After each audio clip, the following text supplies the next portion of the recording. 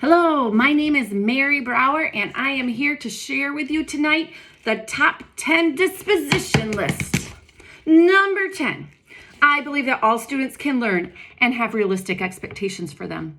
In my 14 years of teaching special education, I have worked with a wide range of students and ability levels, from students with cognitive impairments to learning disabilities. All students are able to learn if they have a teacher who understands their level of functioning, develops positive rapport, and scaffolds their learning. Number 9, as a teacher, I am sensitive to individual learning and the social and cultural needs of my students. Each child has an individual educational plan, and their instruction is tailored to that plan. I get to know my students' parents so that I understand their background and can be sensitive to their social and cultural needs.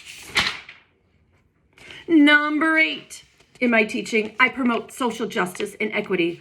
All students are treated with respect and fairness. Being fair is not giving everyone the same thing. It's giving each child what he or she needs to be successful. Number 7, I feel that teachers should always use sound judgment and ethical behaviors. In my experiences, I have come across some pretty sticky situations, but have made sound decisions with the help of my administration and fellow colleagues. Number 6, I believe that reflection and experiences lead to professional growth. My 14 years of teaching experience in all types of special education settings, along with my 13 credit hours plus a master's degree in learning disabilities, have helped me grow professionally as an educator.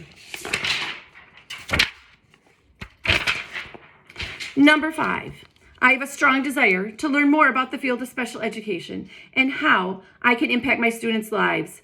I believe educators should always be curious. That's why I'm pursuing my master's in ASD. Number 4, I feel strongly that educators should model integrity by their words and actions. If you don't love what you do, you shouldn't be in the field of teaching. Your actions speak louder than your words, and your students know if you truly care about them. Number 3, I believe teachers should be positive people and offer support to colleagues, students, and families. I am there for my staff and colleagues. I participate in social gatherings, birthdays for paras, frequent communication with families, make a positive difference. Number 2, in my teaching, I understand the importance of community in the school setting. Being a part of my students' lives is important. I've attended a funeral for a student's parent. I've attended a funeral of a student's sibling. I brought a meal to a student's family after a medical emergency, and I've helped a student clean her house because of a hoarding situation. And number 1, I feel educators should be committed to the profession of teaching and learning.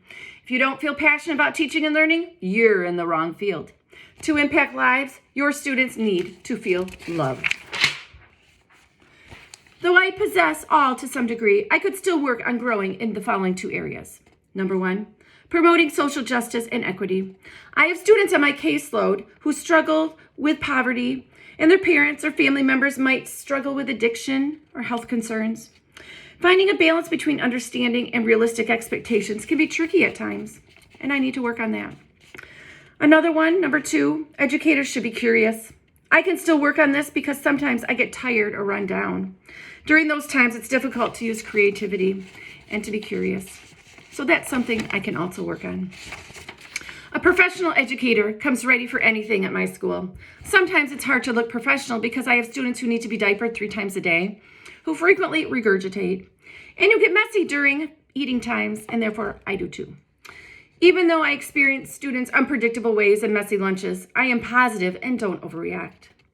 Standards that guide my thinking and actions are believing in the value of each individual, no matter their ability level, and providing learning opportunities for each child to grow and become the best version of themselves possible, so that they can live as independent as possible in their communities. Thank you very much. I enjoyed spending time with you this evening.